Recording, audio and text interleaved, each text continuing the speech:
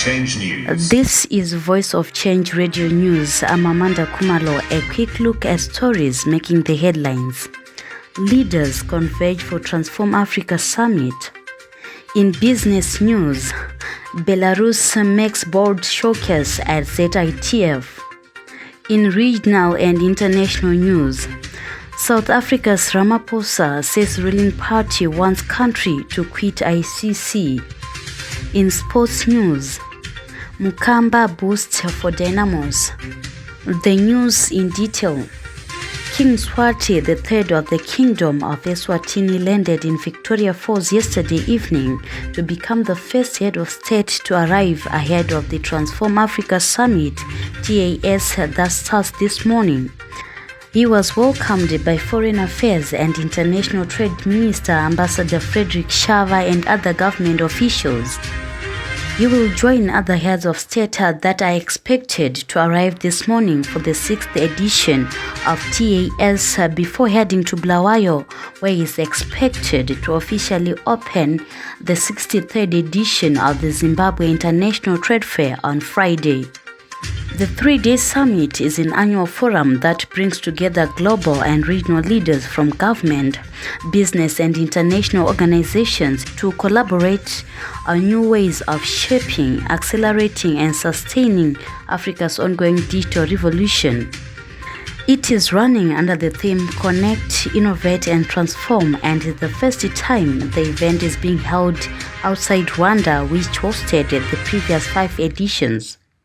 Zimbabwe was selected to host the high-level event against bids from other 36 members of the Smart Africa Alliance.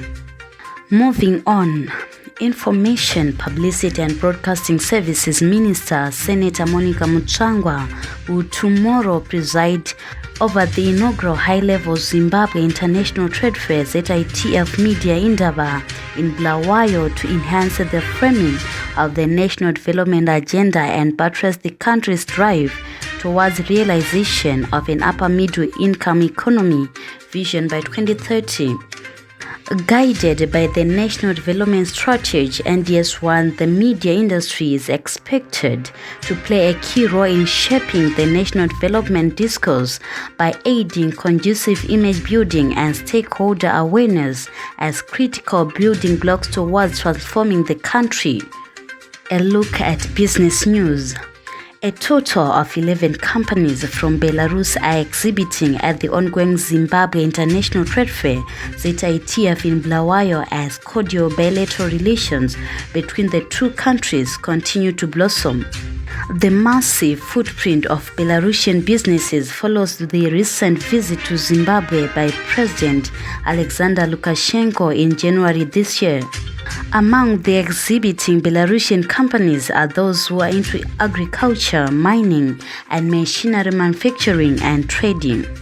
In news beyond our borders, South Africa's ruling ANC has called for the country, which has been criticized since the start of the war in Ukraine for its closeness to Moscow, to leave the International Criminal Court ICC, President Cyril Ramaphosa said on Tuesday.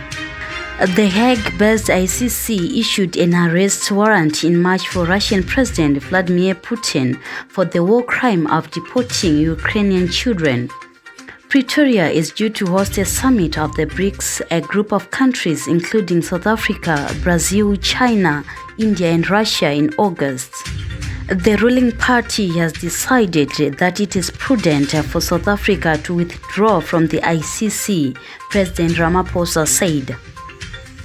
And finally, in sports, Dynamos have received a huge boost ahead of the Harare derby clash against Cape United at the National Sports Stadium on Sunday, with 2 of their key players, including midfielder Mukamba, certified fit to play. The duo of Mukamba and Donald Mdade had been grounded by injuries over the past 2 weeks, and they both missed the Independence Trophy final against Highlanders in Mount Darwin on April 18, as well as the Castle Lager Premier Soccer League tie against Bulawayo Chiefs last Sunday. That brings us to the end of this bulletin. Voice of Change News.